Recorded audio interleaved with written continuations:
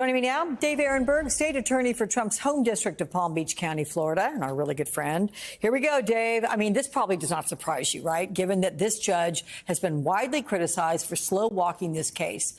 But she's giving both sides more time to respond to the Supreme Court ruling that granted Trump the broad immunity. Do you now expect her to dismiss, or is she going to try to separate official and unofficial acts? Good to be back with you, Alex. If Judge Cannon does try to dismiss charges against Donald Trump, she'll be immediately appealed to the 11th Circuit. She would probably be reversed and could be eventually removed from the case. So she's going to tread very carefully. But delay is her middle name. I mean, she will continue to slow walk this case. She'll continue to err on the side of delay and to indulge the former president with every request. And so, yes, this decision by the Supreme Court on immunity will further delay the documents case, which is the strongest case against Donald Trump. But this case was never going to be heard before the election anyway. So based on the immunity ruling, Dave, what aspects of the Mar-a-Lago case do you anticipate being thrown out? Oh, well, I don't think anything in the Mar-a-Lago documents case will be thrown out. It should not be thrown out because the behavior was after he left the White House. Like, he has no more ability to keep documents after he leaves the White House, these classified documents, as he does to keep Air Force One. And if you actually think about it like that, Trump's argument is that, well, I was allowed to keep the documents. It's part of my core constitutional functions. So therefore, I get immunity for keeping the documents after I leave the White House. Well, what if he stole Air Force One? He was allowed to use it while he was president. If he continued to use it after he left, he would be arrested for it. So it's the same thing with the documents. So his argument, I think, is ridiculous because it all took place after he left the Oval Office, whether you're talking about the unlawful retention of the documents or the obstruction. So I don't think he has a chance. Now, it will delay matters down here in South Florida, but ultimately he's going to lose if that ever goes to trial. Yeah, I like the Air Force One analogy. I was speaking with Joyce Vance about this, and we came to an agreement that it's like he's allowed to take the documents, but he can't keep them. Like, he's allowed to use Air Force One, but not keep it. That's pretty much how you see it, if you want to be really simple. Okay.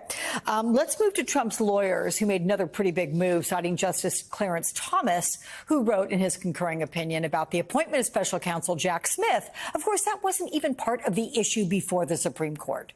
But it is among the motions before Judge Cannon, Dave. So how do you think she's going to handle that? I think Judge Cannon is going to be very careful before ruling that the special counsel is unconstitutional. That would contradict other courts. And again, that would get her appealed to the 11th Circuit and possibly. Okay.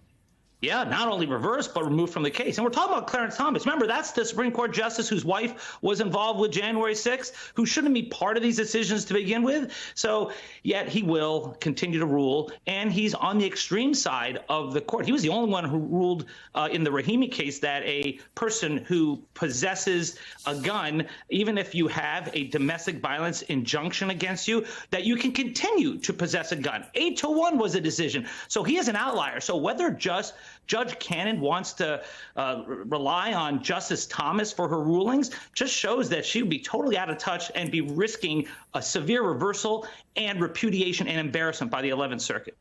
Okay, let's go to Judge Merchan, who, of course, in the hush money case, who's already set aside Trump's sentencing hearing. That should have taken place this coming Thursday. It's been punted now to September, mid-September. Do you think the immunity ruling will affect any of the evidence that secured the hush money conviction? Will any of that be overturned? I don't think so. And I'm not trying to be a Pollyanna here. I think Judge Merchan is right to delay the matters and to look into it. But we're talking about the evidence while Trump was in the White House, whether it was the tweets he sent out or his communications with Hope Hicks. But none of that involved official acts. Tell me how paying off a porn star to help you get elected is an official act of the presidency, right? I mean, this pertains more to... Yeah, this pertains more to him being an office seeker, not an office holder. So I think that Judge Merchan will go through the process. And by the way, Trump can't even make these arguments because he waived them when he didn't bring them up originally. But even if Judge Merchan goes through the arguments, he's going to deny it and then will eventually work its way back up to the Supreme Court. The biggest impact the court's decision on immunity will have on Trump's 4 criminal cases will be just delaying them. I don't think they will result in dismissing any of these cases. Well, that is, of course, from the Trump Playbook 101. Anyway, okay, my friend Dave Ehrenberg, always good to see you. Thank you much. Hey there, MSNBC fans. I'm Luke Russert, and be sure to join me, Rachel Maddow, Jen Psaki, Lawrence O'Donnell, Steve Kornacki, Joy Reid, and many more September 7th in Brooklyn, MSNBC Live Democracy 2024. Click on the link for ticket information. We will see you there.